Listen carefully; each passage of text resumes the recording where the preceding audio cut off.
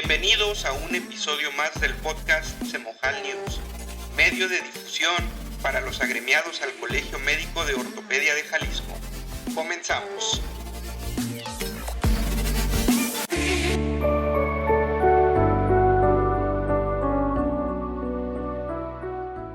¿Qué tal, estimados colegiados? Bienvenidos a un episodio más del podcast Semojal News, medio de difusión para los agremiados del Colegio Médico de Ortopedia de Jalisco. Y hoy, en este episodio, vamos a tener una particularidad de algo que es la primera vez que nos sucede. Y es que ahora sí que nos vamos a montar un poquito en el tema que desarrolló el doctor Sánchez Bello en la cápsula Semojal que se publicó recientemente porque ocasionó mucho interés y ganas de los colegiados de escuchar más de las lesiones del nervio periférico de mano y de voz de la doctora Espinosa de los Monteros, que nos dio una información tan agradable y tan digerible. Entonces, en esta ocasión, vamos a dedicar todo un episodio del podcast para platicar de lesiones de nervio periférico con la doctora Ana Fernanda Espinosa de los Monteros, quien pues es ampliamente conocida por nosotros en el colegio.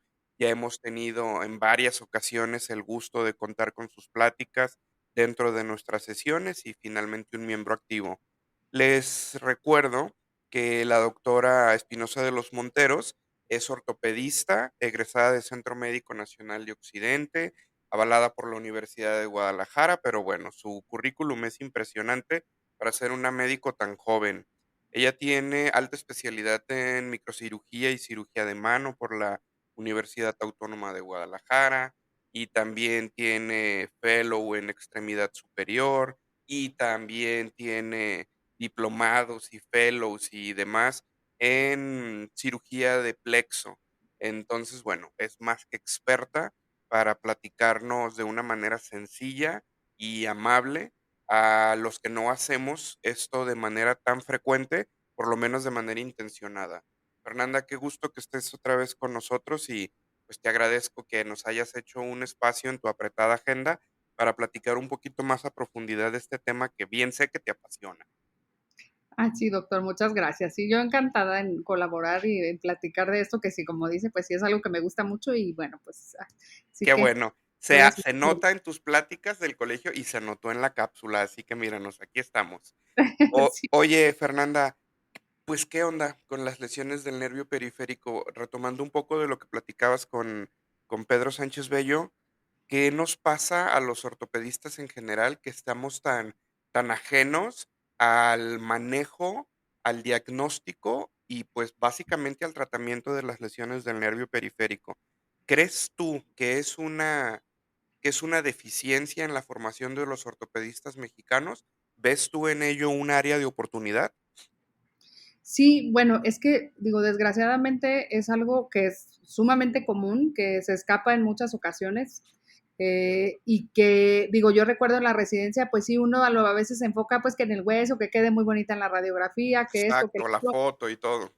A veces no vemos que más allá del hueso están, pues no nada más los tejidos blandos, sino bueno, también el nervio, porque a final de cuentas el resultado de una buena cirugía, de una buena recuperación de nuestros pacientes y todo eso es que haya una adecuada función de eso, ¿no? Entonces, sí quizá podría yo a lo mejor decir un poco que sí valdría la pena que en eso sí hubiera pues un enfoque. Digo, actualmente hay ya varias escuelas, pues, o sea, de los residentes que van y rotan, también con nosotros para estar viendo también, ese tipo de, pues, de lesiones, de patologías, ver cómo es que se explora, cómo es que tiene uno que ir así como encaminándolo, pues, sobre todo, pues, para que a la hora de su formación también lo vean más allá como ortopedistas, más allá de que nada más el hueso, o la fractura o la artrosis, bla, bla, bla, que también nos involucra a nosotros.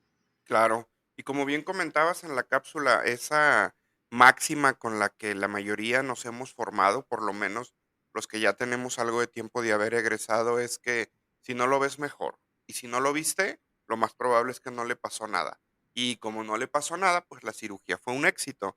Y sorpresa, ¿a cuántos nos ha pasado? Que sí, Sí, muy a todo dar, no lo vi. Efectivamente, la placa quedó a todo dar. La radiografía se ve espectacular, pero la mano está completamente disfuncional después de la cirugía del húmero, ¿no? Y es ahí cuando, ahora sí, empiezan los problemas, porque, pues, como nunca lo vimos, claro. no sabemos qué es lo que pudo haber pasado. Desde tu trinchera como especialista y obviamente como cirujano al que le toca ver estas complicaciones, ¿qué opinas al respecto? Pues bueno, digo, sí es algo más común de lo que es, como le decía, de lo que parece. A veces incluso hasta el diagnóstico no es adecuado del nervio como tal. Eso de que no ver el nervio, pues yo creo que es mejor, bueno, digo, al menos ahora que yo como cirujano de mano, de nervio y eso, lo primero que hago es entrar, buscar el nervio, sea el que sea, así sea una fractura de húmero, así, o sea, bueno, obviamente si el nervio no va a estar en el camino de mi abordaje, a lo Claro, mejor, ¿no? O sea, también va a que, obviamente, saber, pues, o sea, qué nos vamos a enfrentar o qué es lo que podemos lesionar, ¿no? O sea, sabiendo la anatomía, como lo dije la vez pasada también, y eso, bueno, lo buscamos, lo encontramos, lo protegemos y listo, ya podemos seguir haciendo la cirugía con tranquilidad, sabiendo que pues no le pusimos el cauterio sin querer ahí, no lo jalamos con el Homa, no se metió en el trazo de fractura o no le pusimos la placa encima o no, o sea, claro. ese tipo de cosas, o sea, sí son importantes. Y en el caso de que haya algún tipo de secuela posterior a la cirugía, pues tener una idea de qué es lo que sucedió y poder hacer, esbozar como un plan de qué es lo que va a pasar, ¿no? Si Sí, vamos a optar por dar un manejo expectante o conservador o hacer una revisión, etcétera. Pero, pues esto que comentas es como el dedo en la llaga, claro. porque hablas de, pues, de que todo es anatomía y que es anatomía básica, y es, yo creo que otra de las grandes áreas de oportunidad que los médicos en general tenemos, particularmente los que hacemos cirugía y ultra particularmente los ortopedistas, porque si bien nos jactamos de que somos el especialista o de los especialistas que más anatomía sabe, porque abordamos, pues, prácticamente todo el organismo, ¿por qué tenemos tan alta incidencia de estas lesiones? Entonces, con base en esto, me gustaría que nos platicaras un poquito de epidemiología, desde el punto de vista de los expertos, de los que hacen esto diario, ¿qué tanto estamos lesionando de forma iatrogénica los nervios periféricos? Sí, claro. Pues bueno, como decía la vez pasada, ¿no? Digo, sobre todo hay nervios como en particular que son los que más pues se llegan a lastimar. Sí, Eh, Hay incluso nervios que se lastiman sí en el abordaje, sí en la cirugía. Hay otros que no es por el abordaje, incluso he visto yo pacientes, por ejemplo, con una parálisis total de la mano y del antebrazo por la isquemia. O sea, que okey, eso también puede, por ejemplo, influir.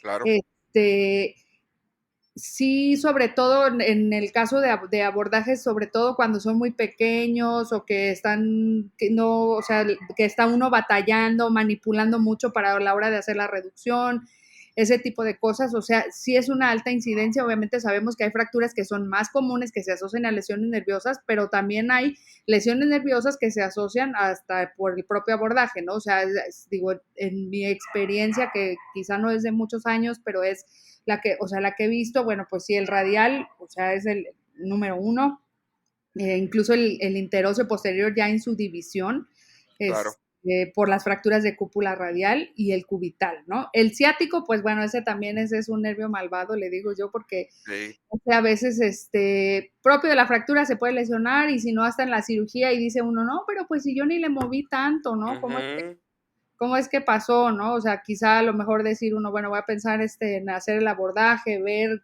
cuidarlo bien, porque bueno, pues lo malo de algunos nervios es que uno dice, bueno, pues se pueden, no, pues se lesiona, déjalo ahí, hay que se espere, a ver cuándo se recupera. Y hay nervios que no se van a recuperar por la distancia, o sea, porque es un claro, nervio con un trayecto muy largo y que el paciente entonces ya se va a quedar con una secuela, ¿no? Entonces, sí, obviamente no generalizo, pues digo, a todos nos puede pasar y claro que sí, yo sobre todo es eso, ¿no? O sea, en el manejo de los tejidos y en la hora sobre todo de no estar consciente que pueda haber cosas que lesionemos, es cuando más nos puede llegar a pasar. okey, totalmente de acuerdo. Fernanda, me gustaría que abordáramos, si estás de acuerdo, las lesiones del nervio periférico que vienen a consecuencia del accidente o del trauma, Sí. y de otro lado, las que son iatrogénicas. Empezando por las que son inherentes al trauma, ¿cuál sería, por llamarlo de alguna manera o por tratar de simplificarlo, una especie de algoritmo para el manejo? Vamos empezando por el caso clásico de la fractura de húmero con datos sugestivos de lesión neurológica. ¿Cómo se aborda o cómo lo abordas tú y tu equipo? Ok.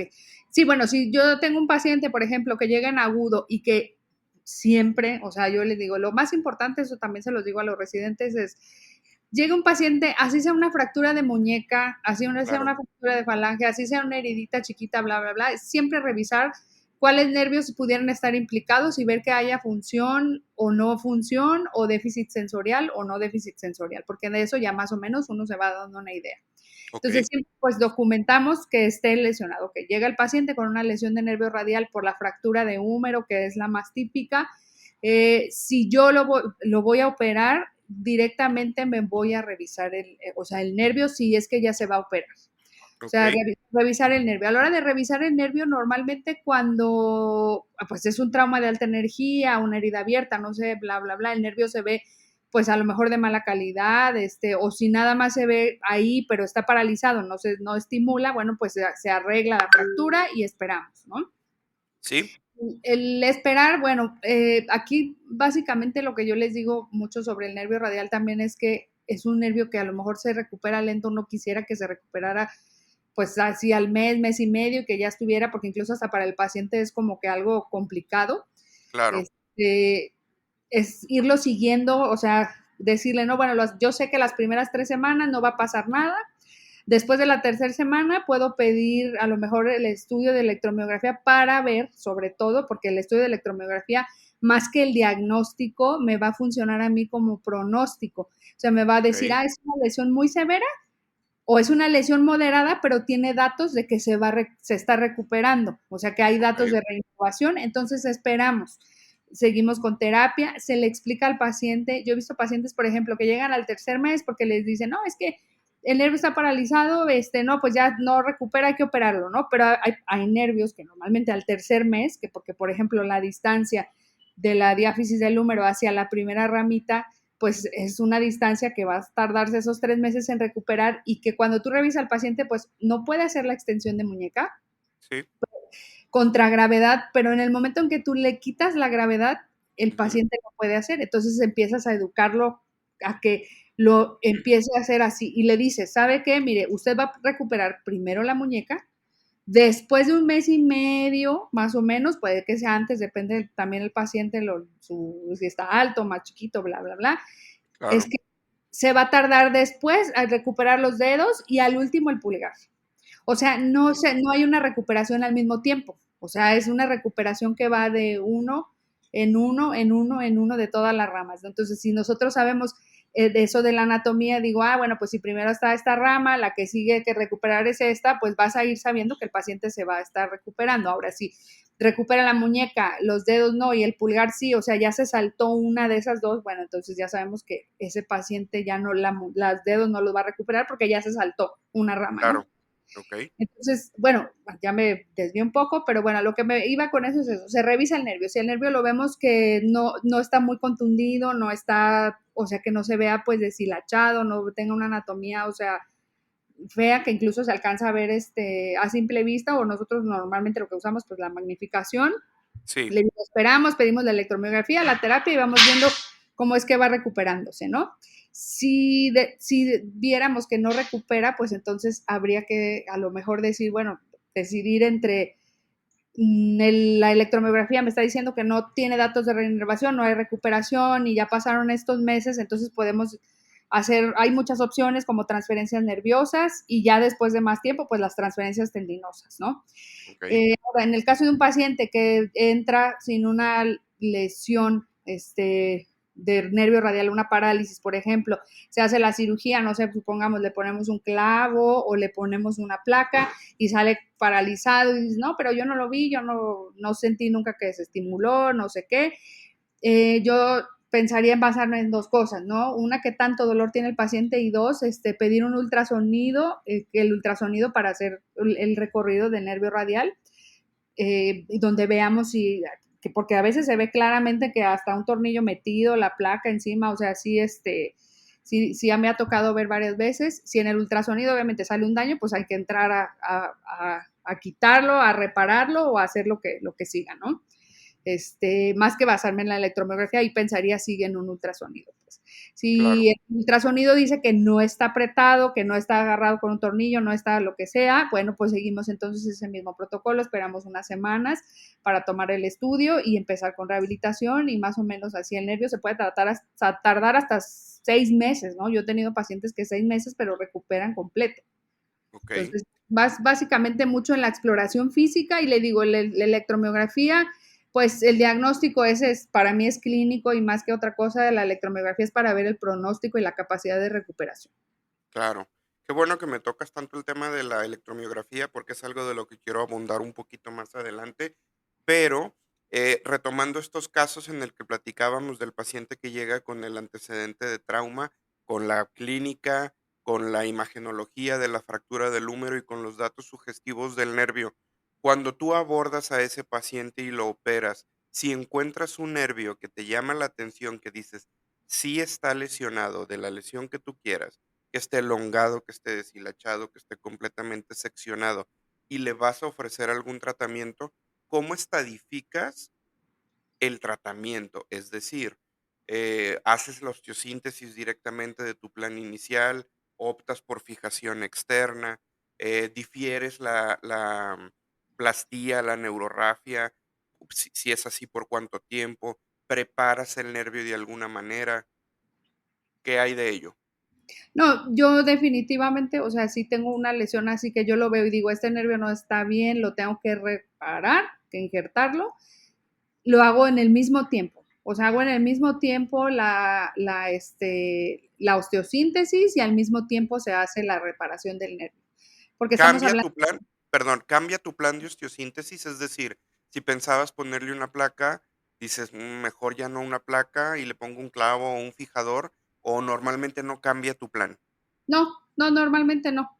No, Okey, normalmente no. No, de hecho, a mí por eso me gusta también poner más placas en el húmero, precisamente porque puedo ver el nervio y puedo ver dónde voy a poner o sea, la placa y el nervio, cuidarlo, y si lo tengo que reparar, ahí mismo lo reparo. Entonces, normalmente no cambia el plan, okey, a menos de que podría poner una excepción, por ejemplo, en heridas por arma de fuego, que dices, bueno, claro, pues está el número así, bla, bla, bla, pues si lo fijas y esperas, porque las heridas por arma de fuego es un poco distinto también, porque, por ejemplo, no nada más es que la herida, o sea, la bala atraviesa el nervio, ¿no? A veces no lo atraviesa, pero la onda de choque hace que se dañe, y como en ese no puedes establecer en ese momento qué tanto va a ser el daño, porque hay pacientes que incluso recuperan, después de las 3 semanas recuperan porque el nervio solamente se quemó un poquito, otros que sí, no, y que sí lo tienes que injertar. Entonces en ese momento sí es distinto, porque dices, bueno, le puse un fijador, esperamos que pasen esas semanas para que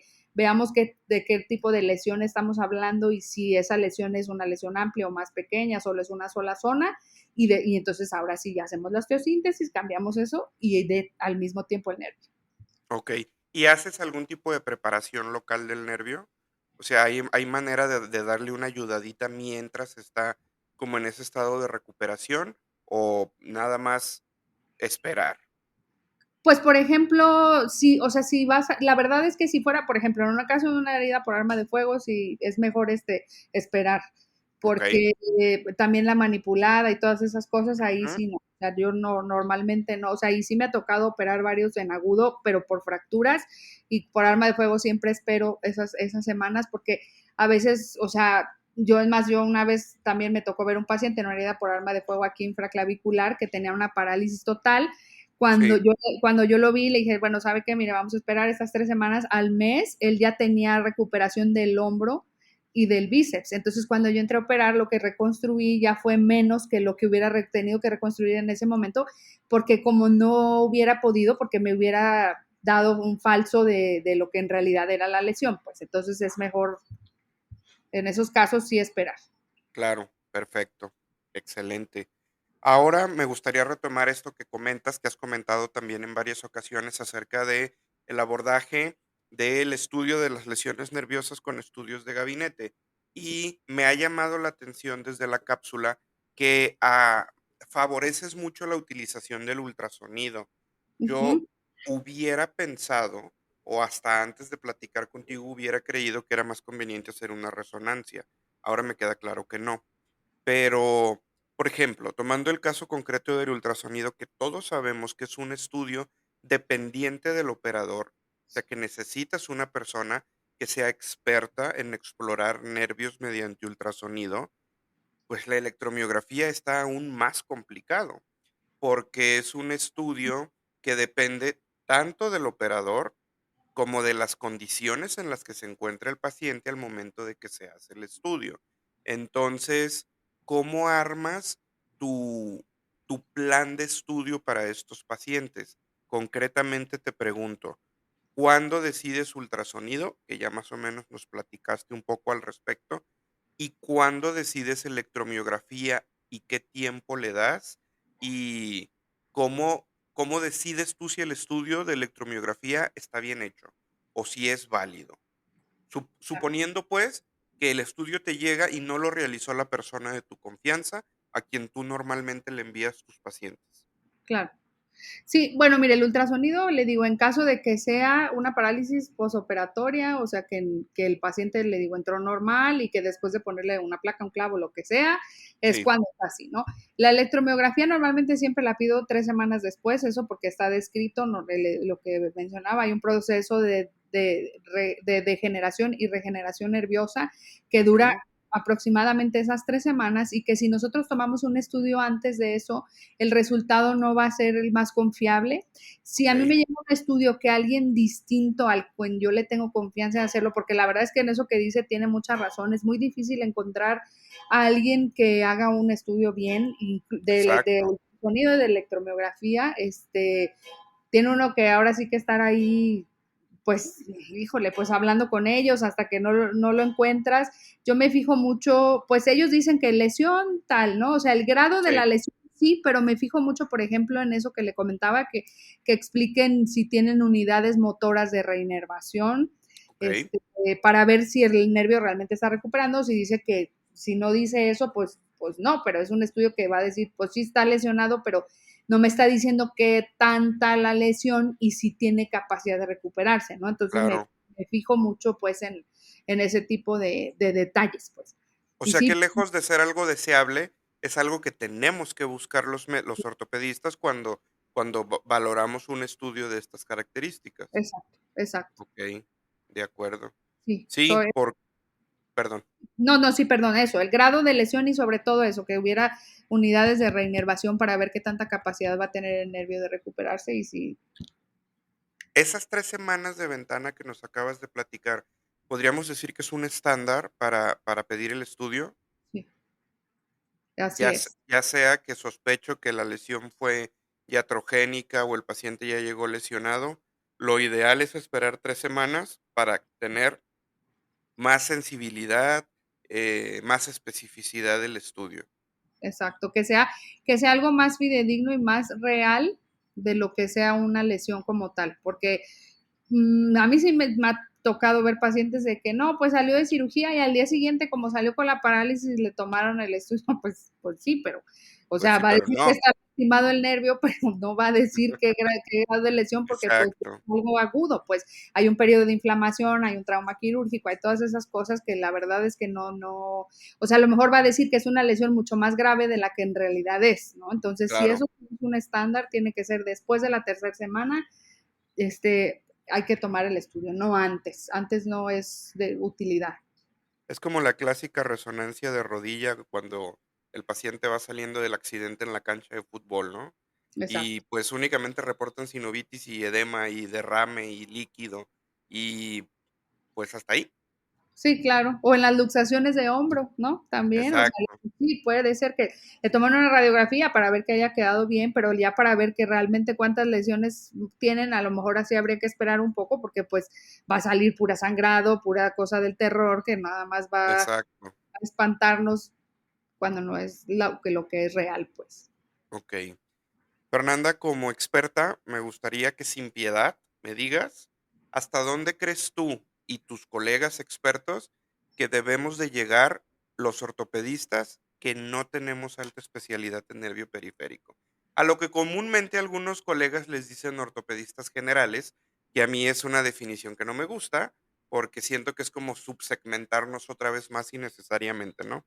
Pero, Claro. por ejemplo, todos los que estamos escuchando que no tenemos todos los estudios de alta especialidad que tú tienes, ¿hasta dónde crees tú que es prudente que lleguemos en el manejo de la lesión de nervio periférico? Ay, híjole, pues, sobre todo, mire, saber lo básico, una, identificar las lesiones, Ujú, y una vez identificada la lesión, creo que sí, o sea, sí poder a lo mejor decir: "Ah, bueno, pues la voy a diagnosticar para ver qué tan severa y eso", y ujú, depende a lo que sea, si ya es una lesión establecida que sabemos que no se va a recuperar, a lo mejor ahí sí yo diría, pues es mejor enviarlo para que el paciente tenga su mejor oportunidad de recuperar, porque desgraciadamente sí es a veces un poco triste ver que los pacientes llegan 1 año y medio, 2 años después, porque los ve el doctor, no, sí, relájese, se va a recuperar, y es que a ujú, veces tardan hasta 2 años y no los mandan, y cuando el paciente entonces llega, pues ya lo que podemos ofrecerle es algo pues ya meramente pues paliativo, a lo mejor alguna claro, transferencia tendinosa, cosas así, cuando a lo mejor pudo haber recuperado de una forma, no, obviamente no normal al 100%, pero lo más lo funcional más claro, posible. por supuesto. Exacto, entonces ahora sí que es siempre desde que se identifica la lesión, pues por lo menos si ya sabemos que es una lesión severa, pues es mejor enviarlos, ¿no? Porque a veces no es porque uno diga, ay, pues nomás nosotros podemos repararlos, pues la reparación también de un nervio pues implica muchas cosas, o sea, no nada más es liberar el nervio, o sea, a veces el Mm, poner el injerto, saber cómo ponerlo, que si lo tienes que suturar, que si el tamaño del injerto, que si hay que voltear el injerto, o sea, son detalles así finos de las transferencias nerviosas, cuál vas a pasar, cuál no, cómo estimularlo, todo ese tipo de cosas que yo creo que, bueno, digo, a mí a lo menos en mi formación no lo aprendí, sino hasta después de muchos años, ¿no? O sea, de por estar supuesto, aprendiendo y viendo eso. Entonces, pues, eso, digo, es digo, al menos a mí, por ejemplo, en lo personal, yo ya no, si me llega, no sé, una rodilla, ya digo, ay, no, mejor que lo haga alguien que lo va a hacer bien a que yo esté claro, inventando, ¿no? Entonces, claro, creo que si de una vez que se identifica y si es una lesión severa, es mejor en ese momento, pues ahora sí que soltar al paciente. exacto. O sea que, por ejemplo, pongamos el caso del paciente que ya llegó con la lesión nerviosa para no seguir hablando de lesiones iatrogénicas. Yo le voy a poner la placa del húmero, efectivamente observo que que el nervio está seccionado y me armo de valor y digo, tráiganme el nylon de no sé cuántos ceros y ahorita me voy a echar una neurorrafia. Quiero entender que lo ideal sería que no, Ajá. o sea, no hacerle al héroe. Sí, no, porque pues es que también su técnica de reparar el nervio, porque digo, yo he visto nervios reparados con 6 ceros, no sé, 7 ceros, el paciente hace un neuroma en continuidad que les duele más y que de todas formas no va a recuperar, o Ok, que recupera muy parcialmente.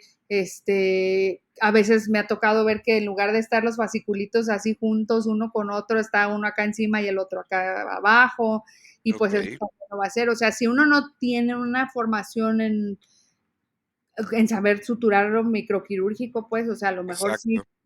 aunque uno lo suture, pues, porque vas a decirle, ah, ya lo suturé, vamos a esperar 6 meses. No, pues sabe que Ujú, pasaron 6 meses el nervio, pues no funcionó. Y entonces ese paciente ya perdió esa oportunidad.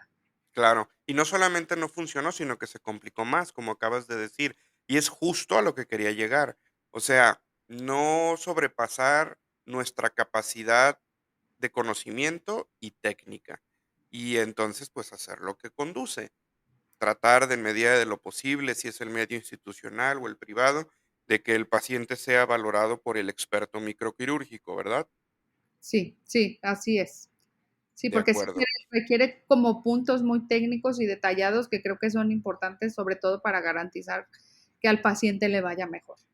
Ok, perfecto. Opciones, Fernanda. ¿Qué opciones quirúrgicas tenemos en la cirugía moderna para, para tratar de ofrecerle una oportunidad a estos nervios lesionados?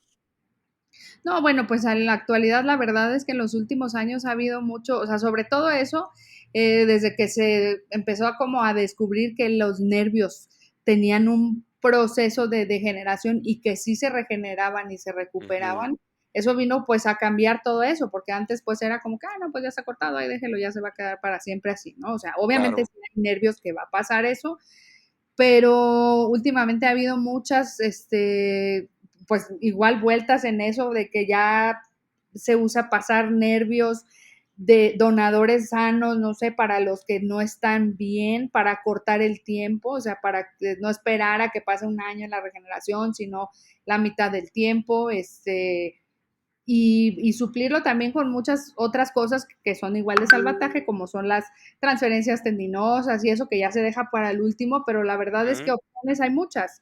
O sea, hay muchas, muchas y que ya, y que no son cosas nuevas de hace 5 años, sino más, y que cada vez yo creo que va a estar habiendo más. Y la verdad es que, o sea, obviamente hay lesiones que son muy severas, como las lesiones, no sé, totales de plexo braquial, que a lo mejor tienen menos oportunidad de una recuperación buena, pero hay otras que llegan a recuperar pues muy cercano a lo normal, ¿no? Entonces, todo okey, depende de la lesión, pero opciones pues siempre va a haber. claro. Sí, como bien comentas, las transferencias, los trasplantes, los injertos autólogos, etcétera. Digo, dejando al final las transferencias tendinosas, como lo comentabas. ¿Qué experiencia hay en tu equipo o en México en general con neurotubos? Aquí yo en lo personal no soy muy partidaria, Okey, tiene sus indicaciones, a lo mejor, para defectos que sean muy pequeños, ciertos nervios. El problema también, pues, es el costo. claro, Digo, desgraciadamente, a veces aquí hay pacientes que son particulares y que obviamente, pues, o sea, no le vas a hacer gastar en un tubo para que le va a salir muy caro cuando, pues, puedes suplirlo con otra cosa, ¿sí me explico? O sea, claro, no, yo no diría como que ay, es algo altamente necesario, o sea, la función de eso también la pueden cumplir los injertos. Y le digo, tiene sus indicaciones y la verdad es que yo no soy, o sea, alguien que los use con frecuencia. claro. De- ¿Particularmente por el precio Por o por eso alguna situación técnica o incluso fisiológica? no, una es el precio y dos, porque le digo, tiene sus indicaciones y no puede uno poner así en injertos, o sea, en zonas que sean o sea, muy largas, Claro, a lo mejor, y yo también tendría duda de que tuviera como que mucha ventaja sobre poner un tubo con, si tienes un injerto pues de un paciente, ¿no? Digo, yo sé que hay cosas que van saliendo nuevas, digo, a lo mejor en sí, unos años se encuentra algo así, pero es sobre todo eso, porque yo no le veo una ventaja sobre el usar otras cosas. okey, de acuerdo. Hemos platicado, yo creo que abundantemente del nervio radial, porque, bueno, es algo a lo que estamos, pues, a lo que nos enfrentamos todos, ahora sí que en el día a día. Me queda claro que la la postura que tú tienes es que siempre hay que revisarlo, que siempre es mejor verlo, encontrarlo, referirlo, cuidarlo. ¿Y qué opinas, por ejemplo, de la liberación de rutina del nervio cubital para supraintercondilias de húmero o de la liberación del túnel del carpo en fracturas de radiodistal? En fin, debemos abordar estas zonas anatómicas, estos nervios, de manera similar a como nos lo sugieres para el radial. No, híjole, es un poquito diferente porque, por ejemplo, bueno, el cubital sí, si tenemos una fractura que a lo mejor, pues tenemos que hacer una disección amplia para poder armar los fragmentos, esto y lo otro, pues claro que sí es mejor liberarlo, agarrarlo, tenerlo separadito y cuidadito Ujú, para que no vaya a haber mayor problema. Ahora, si después de la fractura dice no lo podemos regresar a ese mismo lugar, pues lo podemos transponer para anterior. En el caso del radio distal, por ejemplo, yo la vez que libero túnel del carpo es cuando el paciente tiene una fractura que está muy desplazada y tiene una sintomatología en agudo de parestesias. Eso sí es así pues urgencia, se opera la fractura y de todas formas se libera el nervio porque quiere decir que pues que ya estuvo ahí, pero no lo hago de rutina, solamente en el paciente que tenga, o sea, compromiso al momento de que llega con la fractura, ¿no? Entonces, cada nervio es distinto. Sí, Yo le digo, siempre es, así sea la que sea, en el preoperatorio reviso que tenga todo, sensibilidad, que esa es la más importante, y lo motor, ahora sí que el nervio que está implicado en la fractura, le digo, si es una cúpula radial, pues voy a revisar a lo mejor el interóseo posterior, el radial, que extienda los deditos, el pulgar. Una fractura de radio, pues voy a revisar que el mediano esté funcionando, el codo, ¿no? De uno por uno. Y en el sí, posoperatorio igual, reviso lo mismo, ¿no? O sea, como que tenga sensibilidad en los dedos que estén implicados y que tenga la función motora. Con eso ya me quedo tranquilo, ¿no? Si fuera que digo, ay, híjole, pues, porque sí, digo, a mí quizá a lo mejor me da miedo, claro, que hacer una cirugía y que se me paralice un nervio, pues es como que, ay, no, pues, no quisiera, pero bueno, ese es, si yo sé lo que hice, lo vi, y a lo mejor no está así, espero, le digo, espero esas 3 semanas y normalmente empieza a recuperar. Si no es cuando entonces ahora sí digo, bueno, ya estamos en problemas, voy a pedir el estudio para ver qué tanto, ¿no? claro. Pero yo le digo, yo como consejo sí sería eso, ¿no? Siempre revisar muy bien al paciente, antes de la cirugía y después, para estar seguros que todo está jalando bien.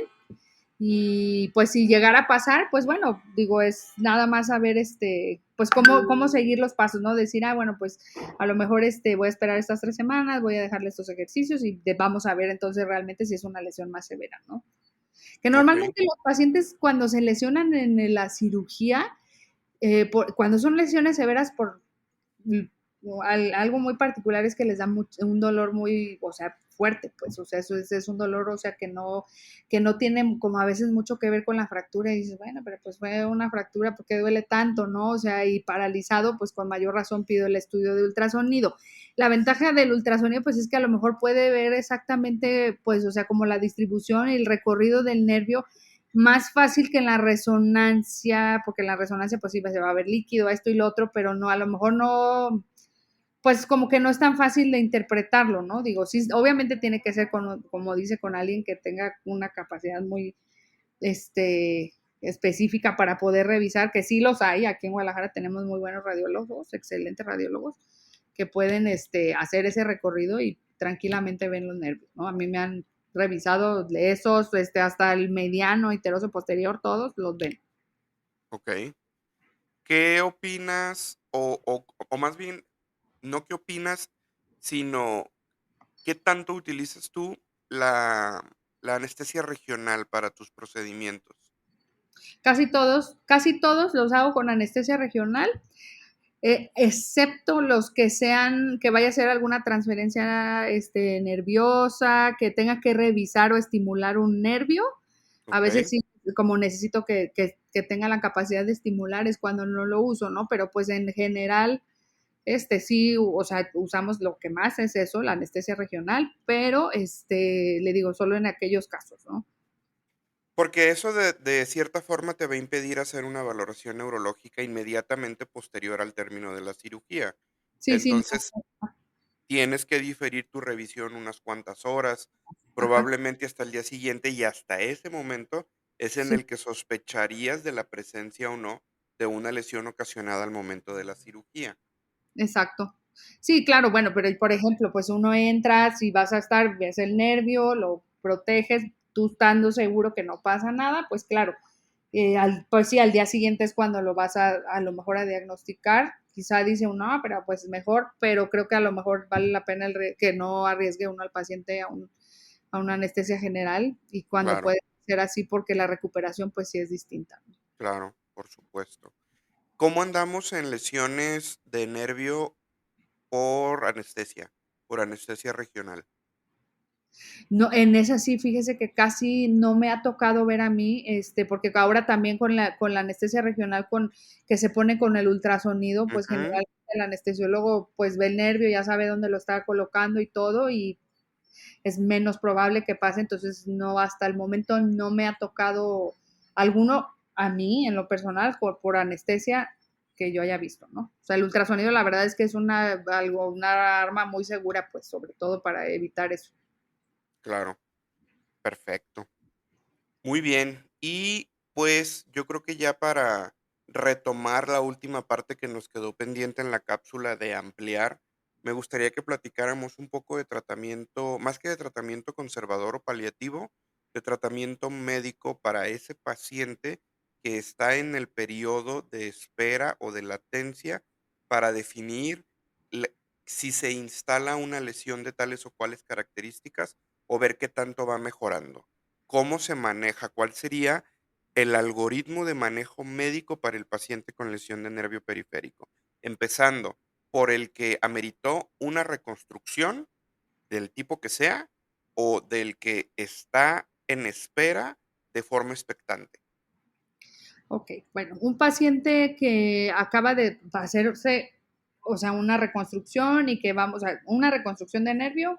Ajá, Yo normalmente espero 3 semanas para enviarlo a terapia. Es en la terapia, pues lo que mantienen, yo le digo al paciente, mire, no va a notar diferencia, va a estar así. La terapia, uno es que va a mantener la movilidad articular, eso porque no se va a hacer una rigidez de los dedos para cuando el nervio recupere, entonces va a decir, no, pues ya me recuperé, pero este dedo está pegado, pues no puedo claro, funcionar, ¿no? Entonces es sobre todo eso, la movilidad articular, mantener igual el músculo también electroestimulado para que sea, o sea, contráctil y que cuando también crezca, pues a lo mejor sea un poco más fácil que cuando se regenere, pues ya vuelva a contraer, decirle al paciente que, bueno, va a ir a la terapia, pero tiene que estar, también igual él siguiendo un protocolo de ejercicios en su casa, y vamos de uno por uno porque desde una vez que se empieza, le digo, se les explica, vamos a empezar primero con uno solo, que por ejemplo la muñeca, ¿no? Entonces le empieza a explicar que lo tiene que hacer en contra de la gravedad y una vez que ya lo hace con facilidad, digo, perdón, sin gravedad, ya lo puede hacer con gravedad ujú, pero básicamente es sobre todo eso de la terapia, mantener la movilidad articular y la estimulación y después poco a poco irlo rehabilitando. Lo mismo en un paciente que está esperando, o sea, siempre es importante eso, yo sí me apoyo mucho en la terapia física, sobre todo, que el rehabilitador también esté consciente, o sea, de qué es exactamente lo que va a estimular, qué es lo que tiene que mantener móvil y cómo explicarle al paciente como para darle puntos para que cuando él empiece a recuperar vea el cambio y esté igual mejorando, ¿no? Pero eso es ok. básicamente es más que otra cosa eso. Medicamentos. Perdón, sí, farmacológicamente, ¿qué es lo que te quería preguntar? Mi- Analgesia, neuromoduladores, esteroides. Miren, normalmente el esteroide pues es en agudo, ¿no? Si a lo Ujú, mejor, pues digo, salimos de la cirugía, se paralizó antes de mandarla al ultrasonido, no sé, pues sí lo hacemos en agudo, cuando ya el paciente más, o sea, más crónico y en el post reconstrucción yo no lo uso. Medicamentos, pues miren, normalmente yo pienso que si se les da, por ejemplo, eh, pregabalina, gabapentina, pero solo al paciente que tiene dolor como de neuropático muy fuerte. A veces sí, pues hay usos de complejo B, núcleos MP, que se les puede hacer eso, pero yo creo que lo que más ayuda, más que eso, pues es la estimulación de ese, o sea, pues de ese músculo, de eso que no está funcionando a nivel fisioterapeuta. ok. Retomando, perdón que insista en lo de los esteroides porque, pues, es muy clásico, ¿no? Que tratamos de curarnos en salud con esto de, pues 3 dosis de Dexa, una cada 8 horas y suspender. ¿Hay algún esquema? ¿Hay algún esteroide ideal? ¿Hay alguna dosis? ¿Es conveniente pensar en las macrodosis como para las situaciones de trauma raquimedular? Si vamos a utilizar esteroide, ¿cómo sería la manera más responsable de utilizarlo? Sí, no, yo creo que no, o sea, no pueden ser tampoco muchas dosis, digo, no así un protocolo como tal que pudiera yo decirle así, ¿no? Pues digo, de la dexametasona, pues como es a lo mejor la manera de actuar es más rápida, a lo mejor metilprednisolona, no en dosis altas, eso sí no, porque creo que es distinto el cómo responde un nervio periférico a cómo responde o sea, un sistema nervioso central, pero generalmente sí, yo pensaría que solamente fueran, o sea, una dosis o dos dosis a lo mucho, y no a dosis altas, pues, o sea, Okey. eso. Ujú. Metilprednisolona en succinato, ¿verdad? Y B. Ajá, sí, sí. Y esta onda de las infiltraciones directas en los nervios de esteroides, te lo pregunto porque a mí me tocó verlo. Sí. No, no, no, no, no, no, porque lo que pasa es que pues también atrofia todo el recubrimiento del nervio, y híjole, la verdad es que, o sea, si uno infiltras alrededor, el tejido de alrededor del nervio, sí, Claro, usamos a lo mejor betametasona, triamcinolona, pero al nervio directamente no. No, de hecho, okey, incluso los bloqueos, o sea, hay quienes dicen, no, pues ponle un bloqueo allá en el plexo con esteroide, ¿no? O sea, normalmente lo que se usa ahí es Dexa porque no es tan agresivo y no, claro, y de los de Clínica del Dolor también igual lo dicen, no, no es lo ideal porque creo que sí, o sea, podría tener un daño más severo. Luego, picar el nervio también, o sea, con que uno le toque con la aguja puede hacerle un neuroma y ese neuroma le puede causar mucho dolor al paciente, así sea pequeñito, ¿no? Entonces, claro. de ahí sí no. Okey, de acuerdo. Y bueno, analgésicos, los gabapentinoides que ya nos comentabas, pues nunca están de más, ¿no? Sí Claro. es conveniente utilizar gabapentina, pregabalina, incluso el complejo B. Sí, sí, incluso el complejo B, núcleos MP. Yo nada más sí cuando tengo un paciente que es de difícil tratamiento, porque el dolor neuropático, la verdad es que es un tema, que pues digo, yo creo que pues algo difícil de tratar, que es así como pues ahora sí que un coco para muchos. Exacto, Me apoyo mucho en alguien que tenga una especialidad de medicina del dolor, porque creo okey. que a veces, pues, es mejor que alguien que se dedica a eso, pues, pueda ver, porque hay más medicamentos, ¿no? Incluso hay pacientes que les dan dosis altas de pregabalina, no les hace nada. Ujú, Eh, igual que si gabapentina, que si les dan esto y lo otro y no les funciona, ¿no? Entonces el médico mm, del dolor, pues lo que va a hacer es darle una combinación diferente, a lo mejor va a usar otros medicamentos que son pues muy controlados, pero que le van a ayudar al paciente. Entonces yo en esos casos de pacientes que tienen un dolor que yo lo veo que va a causarle mucho problema para su vida diaria, prefiero enviárselo a alguien de medicina del dolor. perfecto. ¿Qué tan familiarizada estás o qué tanto utilizas tú ácido tióctico? No, sí lo uso mucho. ¿Sí? Sí, de hecho, sí, sobre todo, lo uso mucho, por ejemplo, cuando los pacientes tienen, porque digo, hay pacientes que tienen dolor neuropático que te lo refieren como un calambre o como un dolor que se extiende o sea, que tiene una extensión, pero me gusta más usar el ácido tióctico cuando el paciente tiene más bien como hiperalgesia, o sea, que Okey, sienten ardor o que les quema o que les enchila, para eso es a lo que a mí me ha parecido que funciona un poco más, pero sí, o sea, el medicamento sí en realidad yo lo uso mucho, igual a veces lo combino, a veces solo ese, y la verdad es que tiene, o sea, buenos resultados, pero sobre todo para eso, pacientes con hiperalgesia, ardor, porque digo, originalmente también ese medicamento se usa mucho para las neuropatías diabéticas, ¿no? Y los ujú, pacientes con la neuropatía diabética eso sienten, justo que le dicen, es que me queman las piernas, o sea, claro, siento que me echan lumbre, ¿no? Y hay pacientes que tienen recuperación del nervio y que eso es lo que sienten. Y con eso se modula mucho y después, bueno, lo dejan, ¿no? Y aparte lo padre de eso es que no tiene efectos secundarios, pues como a veces les pega con la gabapentina, la lírica, que exacto, lo claro, pues mal, ¿no? okey. Excelente, Fernanda. No, pues me encantaría seguir platicando. Se me ocurren muchas cosas. Quisiera que platicáramos a lo mejor de tratamientos radicales, de en qué momento ya los expertos como tú deciden que ya no es conveniente hacer más cosas para el nervio, en fin. Pero yo creo que para efectos del podcast y para lo que había platicado yo contigo previamente, pues ya cumplimos con creces. Me gusta mucho la manera en la que platicas y explicas el tema, porque aparte de que muestras la pasión que sientes por esto, creo que es una manera muy sencilla de abordar el tema y es por eso que nos fue tan bien con la cápsula. Entonces, pues no me queda nada más que agradecerte por tu tiempo nuevamente. Sé que eres una persona muy ocupada pero bueno, esto también habla del compromiso que sientes con el colegio y eso a todos en la mesa directiva nos enorgullece y te lo agradecemos.